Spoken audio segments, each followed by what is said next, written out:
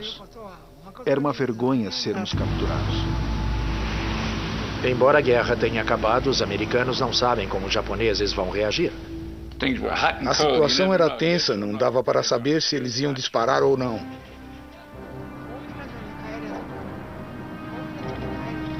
Estávamos voltando para o Japão. Mas pensávamos no meio de evitar que os americanos tomassem o submarino. Então discutimos a possibilidade de afundá-lo próximo à costa. Mas antes que os japoneses possam executar o plano, os motores do submarino param de funcionar.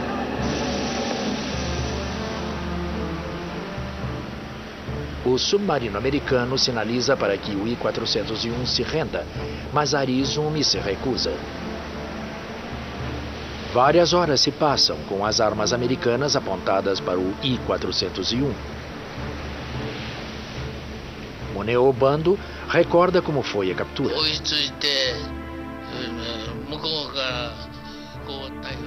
Eles apontaram os canhões para nós e ordenaram que um oficial fosse enviado ao submarino deles. Nós pensamos, como assim enviar alguém?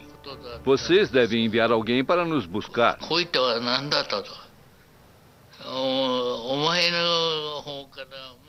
Insistimos em mostrar nosso orgulho e em lidar com eles de homem para homem.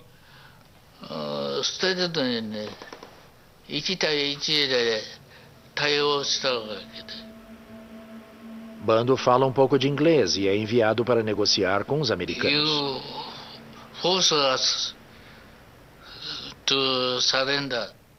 Eu disse, se formos obrigados a nos render, cometeremos suicídio.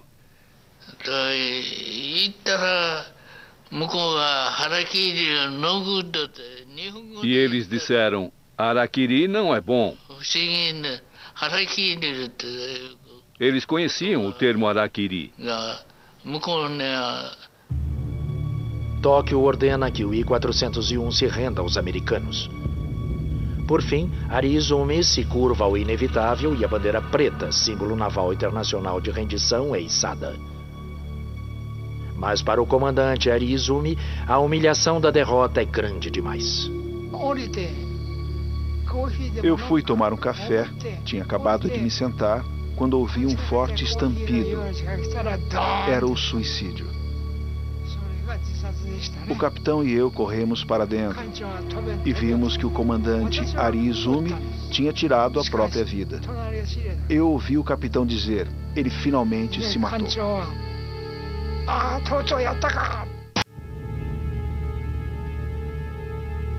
Toda a tripulação japonesa é aprisionada. Marinheiros, pilotos e equipe de apoio. Marinheiros americanos assumem o controle do submarino gigante. Eles logo percebem que estão numa embarcação diferente de tudo que já viram.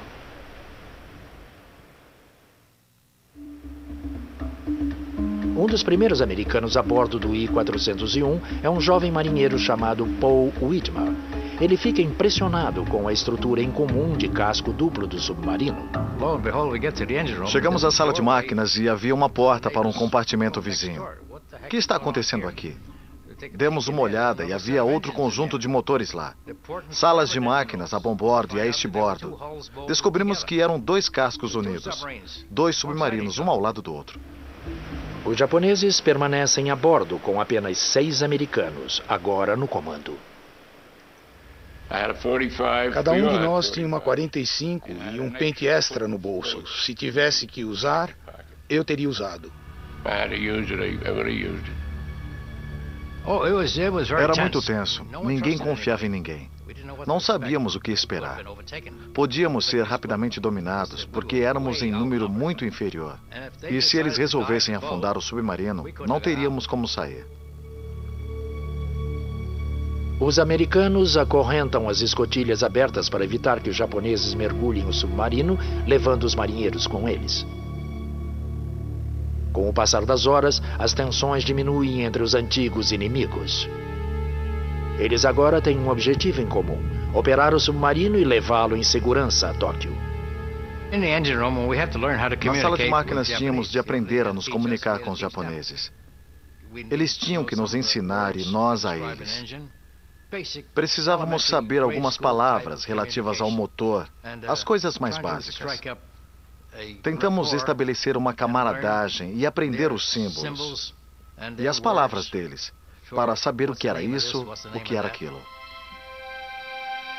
Após o desembarque da tripulação japonesa, a Marinha decide levar as embarcações incomuns aos Estados Unidos para estudos mais detalhados. Em dezembro de 1945, eles partem do Japão com destino a Pearl Harbor. Os submarinos capturados chegam um pouco depois do Ano Novo de 1946. A Marinha Americana não perde tempo e inspeciona e registra cada detalhe do design do super submarino.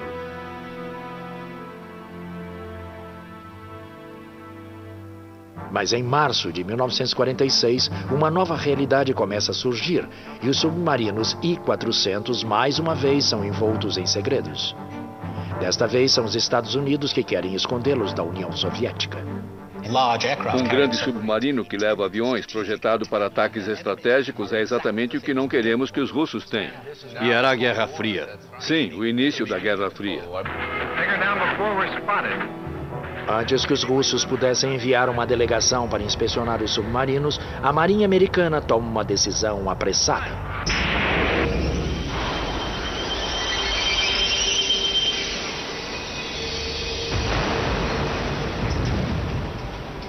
Em 31 de maio de 1946, o I-401 é fundado próximo à costa de Pearl Harbor. 2 dias depois, o I-400 junta-se a ele no fundo do mar. E com eles vão os segredos da engenharia japonesa da Segunda Guerra Mundial. Ninguém jamais conhecerá todo o seu potencial.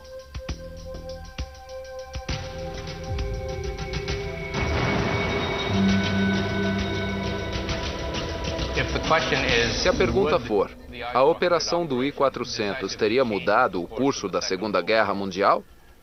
Eu acho que não. Teria complicado as coisas em 1942, mas não em 45. Exato.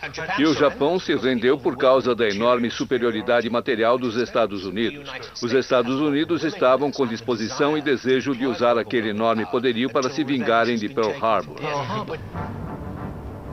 Mesmo que as chances de sucesso fossem pequenas, não há como se contestar que os I-400 eram armas notáveis, um triunfo da tecnologia que chegou tarde demais. Mas o mais importante foi o precedente que estabeleceram para a disputa entre submarinos na Guerra Fria no início da Era Atômica. Nos anos 50, um novo submarino americano foi lançado, possuindo uma grande semelhança com o super submarino japonês. A classe Regulus, com um hangar montado no convés para o lançamento de mísseis no lugar de aviões, abriu o caminho para os submarinos bélicos, que estão no coração de um arsenal nuclear moderno. Não acredito que antes disso alguém tenha pensado em submarinos como uma forma de atacar cidades inimigas. Essa ideia hoje é comum para o uso de armas nucleares dos Estados Unidos, França, Grã-Bretanha e até Rússia. Mísseis com ogivas nucleares lançados por submarinos para atacar cidades inimigas. Ao transformar os submarinos em armas ofensivas voltadas para atacar populações civis, o I-400 mudou para sempre a forma como as guerras seriam travadas. Versão Marshmallow São Paulo.